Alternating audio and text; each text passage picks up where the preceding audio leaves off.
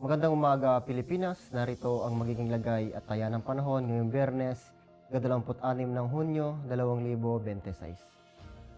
Sa kasalukuyan, ang minomonitor nating bagyong Francisco, gabi nga ay nag-exit na sa ating Philippine Area of Responsibility, samantala itong bagyong Gardo or may international name na Igos kaninang daling araw ay nag-intensify ito sa kategoryang Severe Tropical Storm at namataan sa layong 1,280 km east-northeast na extreme northern Luzon.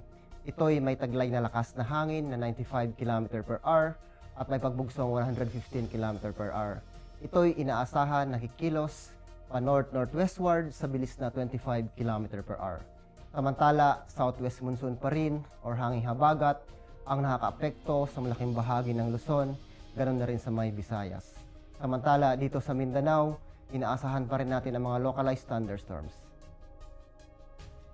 Para sa track intensity forecast, inaasahan nga na mapanatili nito ang kanyang lakas at inaasahan din natin na lalabas ito ng ating Philippine Area of Responsibility mamayang tanghali or hapon.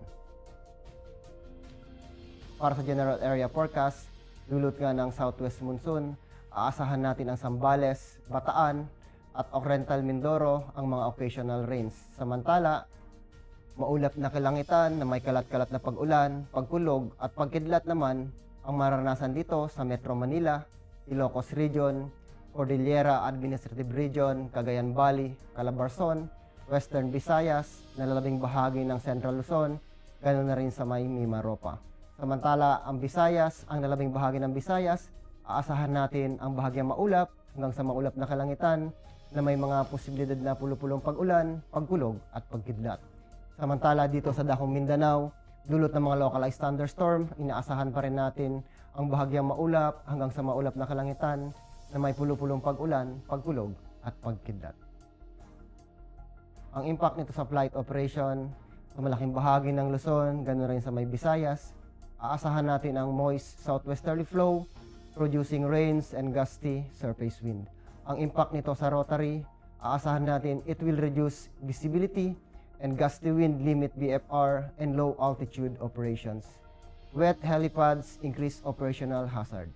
Pagdating naman sa fixed wing, operations may experience delays or cancellations due to low ceilings.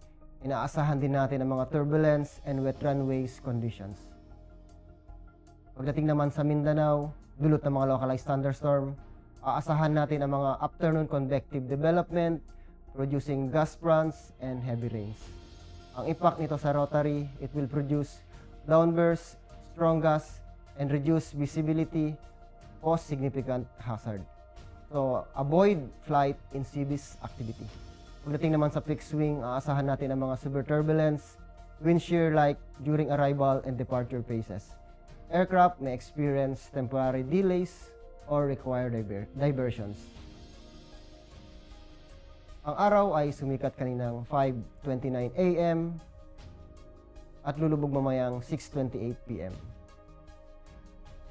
Meron din tayong moon illumination na 89% increasing.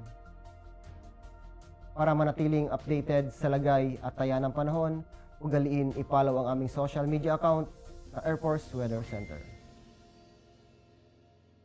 Yan lamang po ang latest sa weather ngayong umaga.